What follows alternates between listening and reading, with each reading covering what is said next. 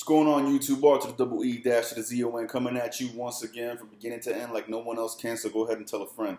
Listen up, man. I'm just making this video right quick as kind of a response. One of my homeboys, a good friend of mine, I'll be linking up with him on Smash Brothers Ultimate Online, and you know, he's watched my videos before, became a subscriber, got to know him that way. A real cool dude, man.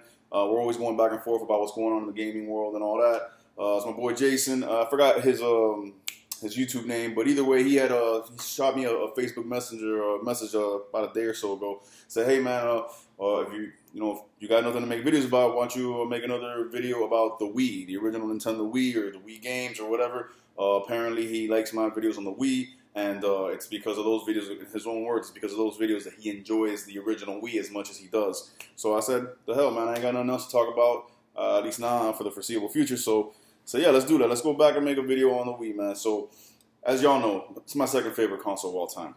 Again, I laugh at the people who laugh at that, because if you're one of these people that go around with the impression that the original Nintendo Wii was a child's toy and wasn't a real gamer's console and it was so underpowered, and who cares if it destroyed the PlayStation 3 and 360 combined in sales? None of that matters if the name is Wii and it's kiddie and it's not HD and all that. You're one of those people that you're not a gamer. So I'm sorry to tell you, you're not. If your opinion is, hey, you know, it was cool, but it wasn't my thing. I prefer the HD consoles, whatever. Fine. Everybody has their own preference. But if your stance is, oh, I was a piece of crap, that was a kid's toy, you're a moron. Anyways, man, I figured the best way to do this video, man, is, first of all, y'all already know what the Wiimote and Nunchuck look like. This, to me, is still the most innovative, most intuitive form of game control ever developed. Nintendo went out to left field with this and had a bunch of us who saw the early reveals of the Wiimote and Nunchuck like, what the hell are they doing? What is this TV remote looking thing, and how the hell are we going to play our games with this? And as Nintendo does more often than not, blew us the fuck out of the water. They just blew our minds. It was amazing, and to this day, I still miss full-on motion controls. The Switch don't do it right. The last time we really had real motion controls was the Wii U. Like I said before, Call of Duty Black Ops 2, Call of Duty Ghosts, really any first-person shooter that allows me to play with Wiimote and Nunchuck, that is my preferred method, man. I sorely miss that in this generation, man. Because right now, you know, I'm on Black Ops 4 on my PlayStation 4 with dual sticks, and it's just not as intuitive. It's just not as immersive as Wiimote and Nunchuck. My bad, I have some spots on my glasses. So yeah, man, this Wiimote and Nunchuck is what defined the Wii.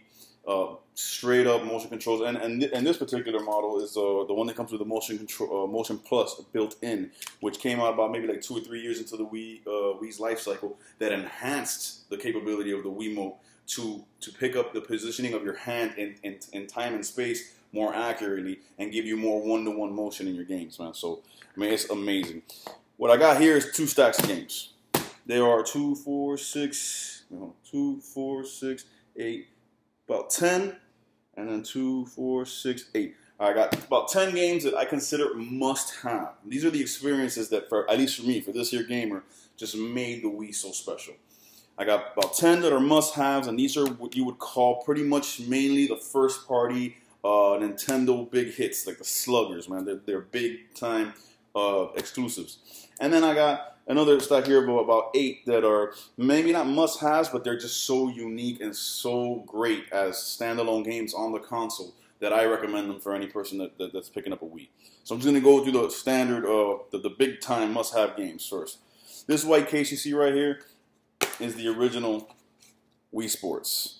Reason I have it on a white case is I had the original one that came with the console, but that one, I think the disc cracked or something, and I ended up buying it again standalone from GameStop, a used case, and never got the original case. But Wii Sports Resort, man. I'm sorry, Wii Sports, the original. That game taught us, showed us, introduced us to how awesome these 2 little doohickeys are. The Wiimote and the Nunchuck. This game, with 5 sports minigames on it. Boxing, tennis, baseball, golf.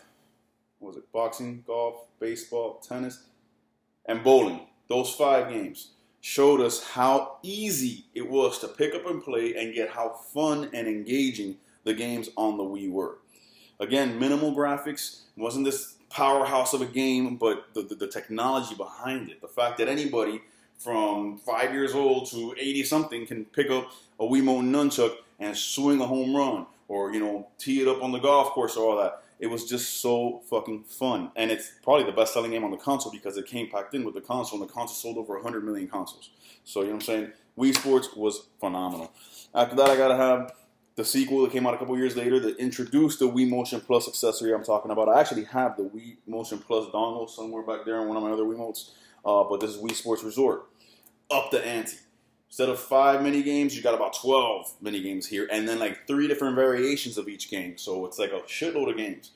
Everything from basketball 3-on-3, basketball 3-point shootout, skydiving, dogfights with planes, you know, wave race, like a jet skiing, wakeboarding, man, archery, sword fighting. Man, there was so much in this, and it took place on this island called Woohoo Island that y'all can still see in games like Pilot Wings Resort on the 3DS, or as one of the stages in Mario Kart 8 and in Smash Bros. Ultimate. Man, awesome locale. I love the whole idea of that tropical island because this game was always pitched to us from the very beginning, marketed as a vacation. So you would go to this island and jump off the plane and, you know, land, you know, skydiving, and this island, and it was like a tropical paradise with all these awesome activities to do and things to unlock, stamps or achievements to find. Just a hell of a game, man. I can get lost in this game right now all over again, looking for all those different sightseeing spots on the island and all that. Just phenomenal. And multiplayer, both the original Wii Sports and Wii Sports Resort, some of the best multiplayer games of all time.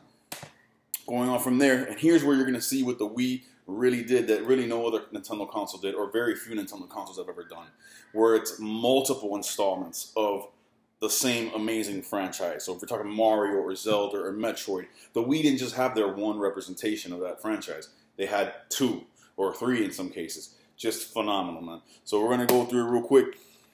The original, and still to this day, these are considered, if not the best 3D Mario games. The only thing that surpassed this was just the recently released last year, Super Mario Odyssey. Talking about Mario Galaxy 1 and Super Mario Galaxy 2. These are fucking masterpieces. We're talking about 3D platforming done to perfection with an incredible soundtrack. Very limited motion controls because you didn't really need it. All you needed were the motion controls in this game was to do your spin attack. You would, just give the Wii remote a quick little jerk and Mario would do a spin attack. Or also when you're pointing around to try to pick up the star bits, or there's certain little travel stars that you had to latch onto and aim. Other than that, it was just your standard 3D action platformer. We use a Wiimote and nunchuck to move around. Awesome game, man. Like I said, there's, in my mind anyways, it was Mario 64, the greatest. And then Mario Galaxy 1 and 2, if not matched it, surpassed it. And then Odyssey came out on the Switch and just... But this is, to this day, I could put this in and have a fucking blast, bro. These are some of the best Mario games, I shit you not, you could ever play. And you had 2 of them on the same console. Okay? Next, my favorite franchise, The Legend of Zelda. And we have both The Legend of Zelda Twilight Princess and The Legend of Zelda Skyward Sword. Twilight Princess was one of my favorite Zeldas. It literally was my second favorite Zelda. Actually, at one point it was my favorite Zelda of all time. Even a little bit more than Skyward Sword. Skyward Sword is just so amazing because this one, it was the one designed from the ground up for the Wii, whereas this was a GameCube game that was ported over, that released with the Wii. But, you know, Twilight Princess, amazing story. One of the darker, more serious, more mature Zeldas. And then Skyward Sword is a beautiful looking game. The entire game looks like a watercolor painting. Every part of the forest, the desert, the volcano, whatever. And the motion controls 1-to-1. This is the definitive motion control experience on the Wii. You know, sometimes it'll bug out and, you know, get miscalibrated. And real quick, put it down face flat, calibration, you're fine. And just the 1-to-1 motion with the sword fighting, taking on the enemies. Every enemy was a freaking challenge because you weren't just mashing a button or just swinging aimlessly. You literally had to see how they were guarding so you could see how you were going to strike them, if you're going to stab, if you're going to go up, if you're going to come down across the left. I mean, it was awesome, man. Awesome. And using the Wiimote as I'm sorry, not the Wiimote, the nunchuck as a shield.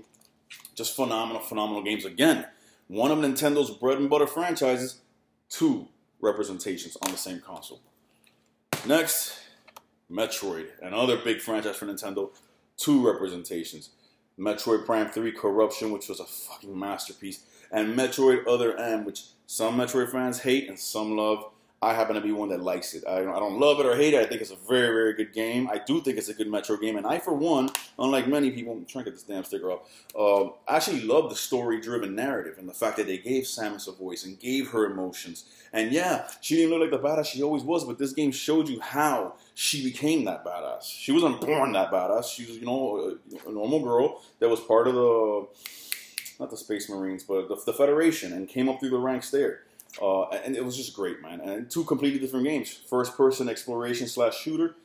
Third-person exploration, Metroidvania style, with a 3D aesthetic to it, and where you can switch between first-person and third-person depending on the scenario and the gameplay. Just awesome, man. Both of these games, just must-haves, bro. And again, 2 representations.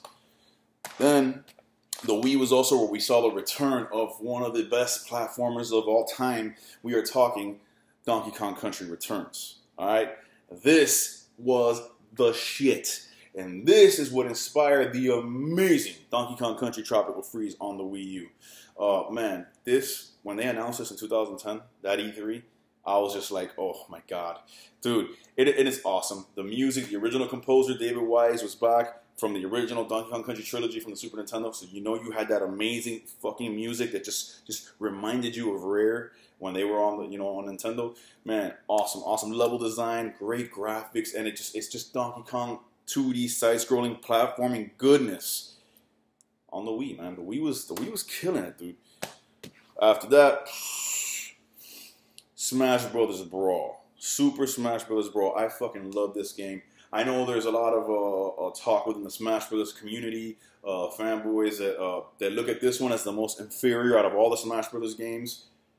I'm sorry, as much as I love my Nintendo 64 as my favorite console of all time, the original Smash Brothers is the most inferior one. Melee was phenomenal. I know everybody loves it. But this, yes, I think this was better than Melee. I think every Smash Brothers, progressively, was better than the one before. That's the way it is in games when they do it right. It's not like movies where the sequels usually may be really good, but just not as good as the one before or as the original. In video games, as long as you do everything right, if it ain't broke, don't fix it. It's going to be a better game because it's more robust, more characters, more features. The best classic adventure mode or story mode in any Smash Brothers is in this game, Subspace Emissary. So, man, this is just multiplayer madness. Whether you play with just a Wiimote Nunchuck, Wii Controller Pro, or whatever it used to be, the classic controller, or even the GameCube controllers when you hook it up through the GameCube ports that the Wii brought.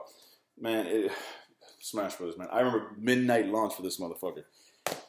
And then last but not least of the must-haves, Mario Kart Wii. Again, some people look at this as the casual, inferior offering of Mario Kart and all the history of Mario Kart. I think that is just bullshit, number one, because number one, this is the first one that ever had online, and the online was fucking awesome.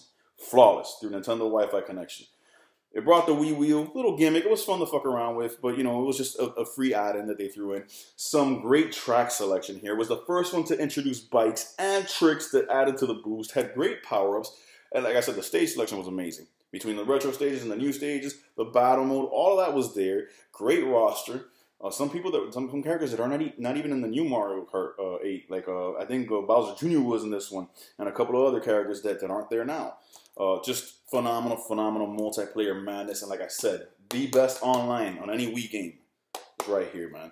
I'm gonna cut this video right here, man, because that's the must-haves. I'm gonna hit you up now with a second video, man, talking about the games that I feel are just unique, fun experiences that would make your Wii collection complete and just give you that Wii experience, man. So God bless y'all. Stay gaming, man. Come back for part 2. Peace.